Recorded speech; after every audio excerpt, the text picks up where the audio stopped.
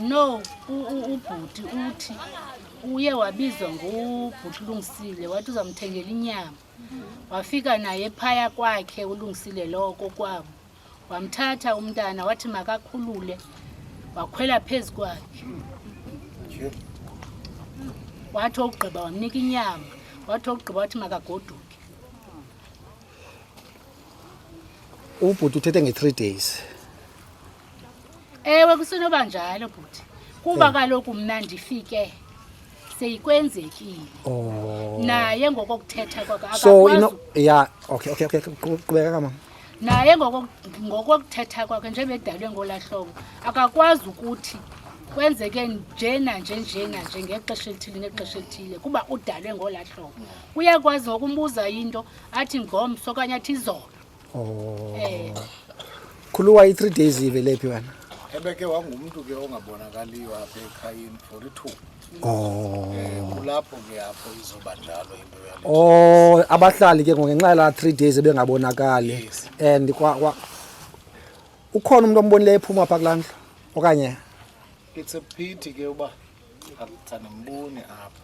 Ukhona kodwa la. Ukhona umuntu ombonile wasenza statement but ke ngoku ingxaki yayileyo uba ndisithi uyoyikwa lamfana.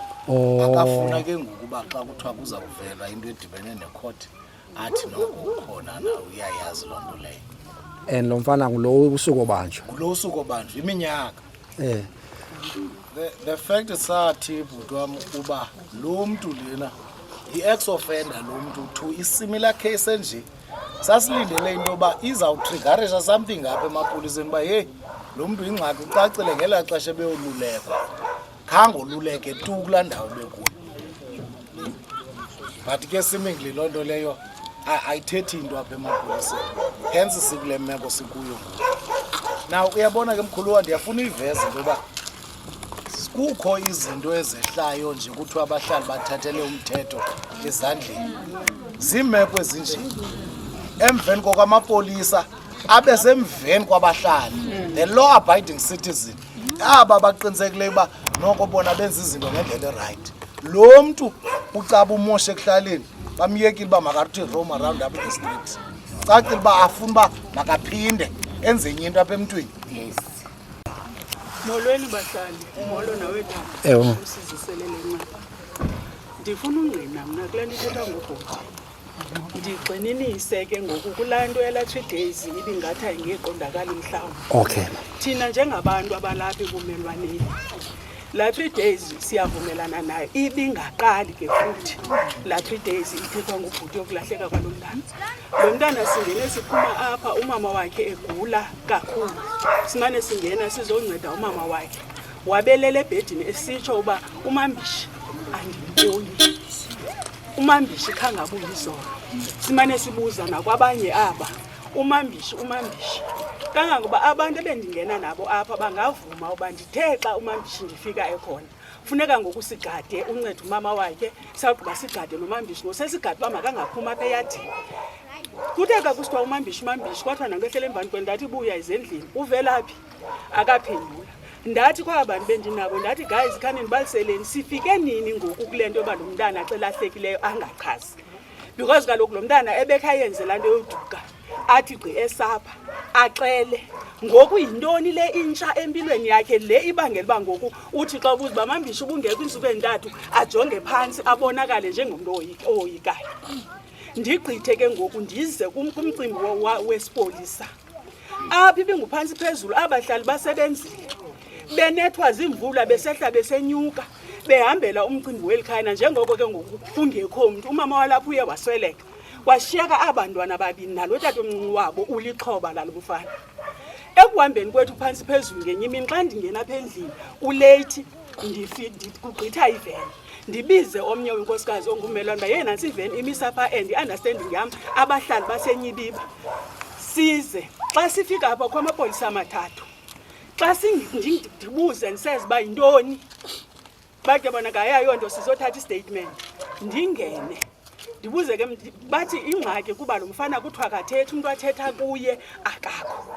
Ndike make uyathetha uMambishi kum mna nditsho ndingena ndithethe naMambishi kwenzeke ntoni ayichaze uMambishi apho ndizostotshwa ke ngoku khona ngamapolisa uba mandiyeke ndingambuzi kuxa ndisithi ke ngoku kuye Mambishi ndiyakuva mntanam uyababala uyazibala zonke ezi zinto apha phambi kwamapolisa ndibuza ke ngoku le nto yenzekela phi ndenzela into yoba ke ngoku mawamke ne-full information as uba kaloku wona esithi uMambishi kuthiwa akathethi ndicinga uba ke ngoku afanele uba ayabhala nanku uMambishi uyathetha athi la mapolisa athi ngoku ndithetha ndakrweqwa apha emqoka kwathiwa mama pheza ndabuza ke mna ndipheza ntoni kwathiwa lena information ifuna i-police station ndathi make kungelishwa ke ngokuba mna i-police station andiyi and lo mntu ndimfunayo akakho babe besithi kuthiwa ngusisi Noxolo ngubani bandathi Noxolo I don't think ukhona kokwabo and mna ngokwandizivuye e-police station ngoba lo ndishiyeke nomntana at least bencima fami izabalula le nto sinefowuni musi yaphela ke ndisohlukana nabo ngolo hlobo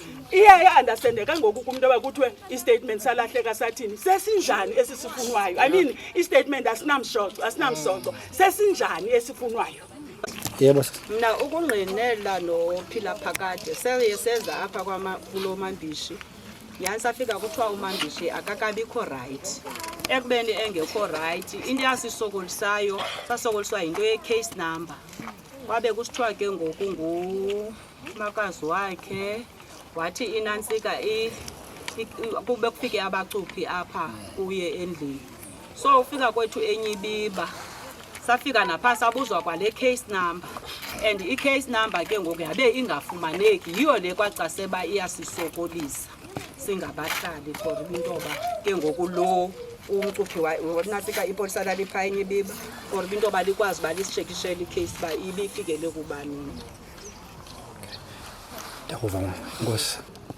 Andimeli kuba ndisithi ndimela ntoni ndimela ubulela kwaba bantu bathe balapha kule ndawo ngoba sixhwalekile apha emphefumlweni asiyazi bakwenzeka ntoni. Eyona nto mna iba ngento bandibulele into yokubana kubekho abantu abakwazi ukuthi xa bebona into irongo bangathi kuba isenzeka phaa kulo bani.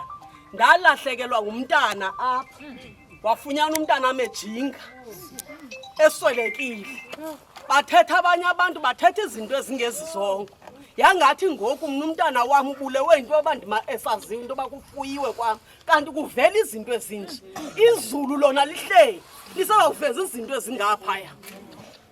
Eyona ndiyimelayo ndimela ukubonakaliswa ndixhwalekile ngaphakathi. Eyona nto ndibuleleyo kule nto enzeke apha ndiyambona nalo mntana kuthiwa lo mfana udlwengulweyo yinto yobana ade abantwana balapha babe nabantu ozincama bayohlala ehome. Imagine masingafeli izinto ezingezizongo masifele inyaniso.